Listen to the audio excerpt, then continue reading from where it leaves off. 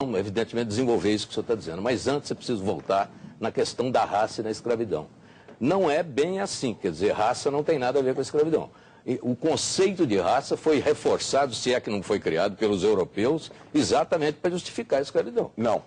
Sim, mas o conceito de a escravidão e a raça, na antiguidade não existia essa relação. Era o poder militar, era a conquista militar. Muitos filósofos gregos foram escravos de cidadãos romanos. Sim, então, sim, a escravidão existe durante toda a história da humanidade e não precisa de um conceito racial para existir. Exatamente, mas eu queria que o senhor explicasse o seguinte: a Europa, na Idade Média, começou a trabalhar o conceito de raça assim.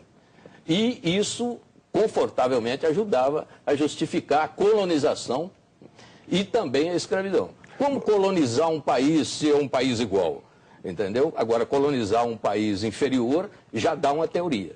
Então, a questão da raça está, sim, na origem dessa escravidão recente, digamos. Mitri, eu acho que é preciso separar dois momentos diferentes. O momento da escravidão moderna é aquele momento que começa no século XVI e se estende até o século XIX. Na maior parte desse período, não era preciso nenhum conceito racial para se justificar a escravidão. Isso. Porque não existia a ideia de que as pessoas são iguais, de que os seres humanos são iguais. Essa é uma ideia que nasce com o iluminismo no século XVIII, que se consagra no final do século XVIII. E é a partir daí que eu estou me referindo. E é a partir dessa ideia, que se faz a campanha pela abolição da escravidão na Inglaterra, no final do século XVIII, início do século XIX.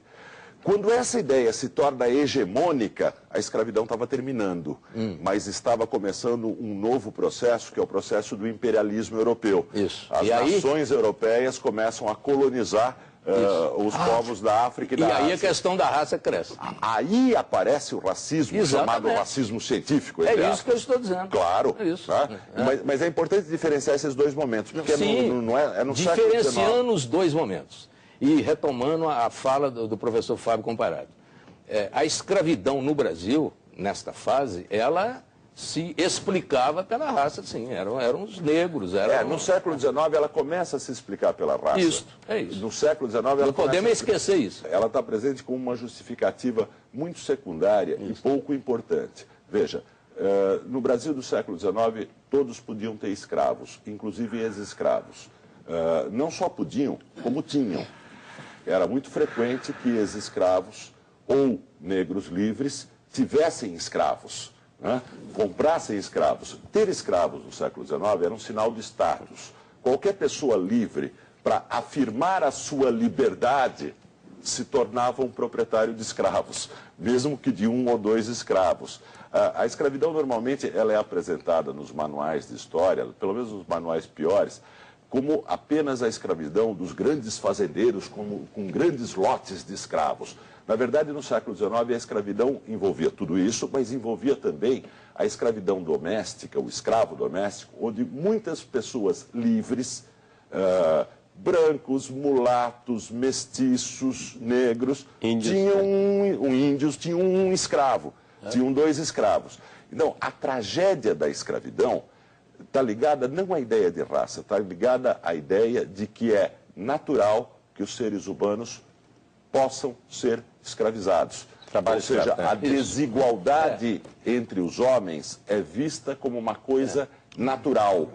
Justamente numa época onde a ideia da igualdade se tornava hegemônica. O conflito entre essas duas coisas explica não só a campanha abolicionista na Inglaterra, como depois o surgimento, a emergência e a força do abolicionismo no Brasil no final do século XIX. O Brasil entrou atrasado em quase um século nesse processo que aconteceu na Inglaterra no século XIX. Mas se você lê os textos dos abolicionistas brasileiros do final do século XIX, você vai ver que é essa ideia iluminista da igualdade que se torna a ideia dominante também aqui no Brasil, e que ajuda a entender por que houve a maior luta popular da história do Brasil. Exatamente. Foi a luta pela escravidão, que envolveu brancos, negros, uma luta democrática mulatos. em todo sentido. Agora eu queria fazer uma segunda pergunta, já que a questão histórica ficou colocada, na minha opinião, ficou clara. Que é o seguinte: a referência racial defendida com a melhor das intenções por aqueles que querem compensar os negros por tanto sofrimento ou que querem aumentar o índice de igualdade na sociedade, a intenção é boa. O efeito dessa intenção é que é o problema. Isso não pode trazer de volta exatamente o elemento que explicava, justificava e determinava o racismo por trás da escravização? Sim, veja, o grande problema é que hoje o movimento do multiculturalismo, que não é um movimento só brasileiro, é internacional, e que diz a humanidade está dividida em famílias humanas, quer a gente chame raças, quer a gente chame etnias, em famílias humanas diferentes. E é preciso tratar cada país, cada sociedade, cada nação, como um conjunto de famílias humanas separadas pela raça. No passado, se falava de raça como algo que vinha da natureza, né? Hoje se fala de raças como algo que vem da cultura. E, na verdade, a palavra cultura é usada no mesmo sentido que os racistas científicos do século XIX usavam a palavra natureza.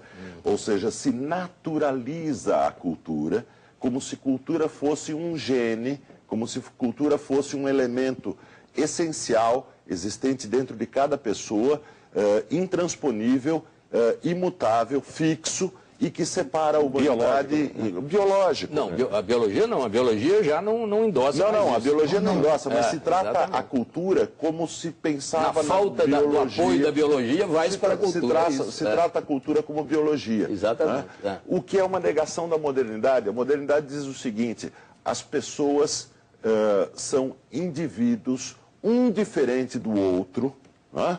Um diferente do outro e todos com a possibilidade de se definir pelo futuro, não pelo passado. Quando se fala de raça, está se propondo definir as pessoas pelo passado, pela sua ancestralidade, pelos seus ancestrais. Mas a modernidade é contra isso. A modernidade diz o seguinte, as pessoas se definem pelas suas potencialidades e possibilidades futuras. No plano político, isso quer dizer o seguinte, cabe aos estados e cabe à lei criar condições para que todos possam desenvolver as suas potencialidades. Dividir as pessoas segundo a raça é negar essa possibilidade. É dizer, nós distribuiremos direitos em função de critérios raciais. E alimenta o racismo, acaba alimentando o racismo. Sim. Uma pergunta. Professor, a ciência e a manipulação política, me parece, são os campos opostos que estão no núcleo dessa questão. E ignorar a ciência hoje, depois do mapeamento do genético, da descoberta do DNA, é impossível. Portanto, trata-se de manipulação política, querer fixar a questão em torno de raça, já que está provado que o DNA, que existem 25 mil genes em cada pessoa e não mais de 30 desses genes caracterizam a cor. Portanto, é insignificante. Então, o problema é manipulação política? O problema se encontra sempre na esfera da política. Os defensores de leis raciais também reconhecem, né, que a ciência já demonstrou que não existem raças humanas. Isso é final, todos admitem. Exceto um ou outro exaltado, né? Quase todos admitem que a ciência acabou com a ideia de raças. Mas qual é o argumento dos defensores de leis raciais? Que as raças não existem, mas existe o racismo. E é verdade, existe o racismo. A pergunta é, como se combate o racismo? Não é admitir a existência dele, é como se combate. Nós vamos combater o racismo colocando as raças na lei, ou seja, fazendo com que elas existam na política, ou nós vamos combater o racismo dizendo é proibido dividir as pessoas em raças. O racismo está o senhor não tem dúvida, o senhor não tem dúvida de que as cotas raciais estimulam o racismo? Eu não tenho a menor dúvida, porque isso aconteceu em vários países, né? Cotas é só uma forma de política de preferência racial. As políticas de preferências raciais, quando você coloca a raça na lei, né? Quando o Estado... É uma carteira de identidade racial. Quando o Estado distribui direitos segundo a lei, as pessoas começam a acreditar que fazem parte de raças. Por quê? Porque são diferentes. Não, porque os direitos delas, a vida prática delas, está definida por esse rótulo que o Estado coloca. O emprego delas, a possibilidade de acesso a bens e serviços, passa a ser definida por esse critério racial. E as pessoas, portanto, começam a sentir que fazem parte de uma comunidade racial, passam a achar que existem interesses de raça. E portanto, oposta a outros. Exato. E, portanto, existem líderes raciais. O maior problema é esse. Se existem interesses de raça, existem líderes raciais. Partidos que liderarão raças.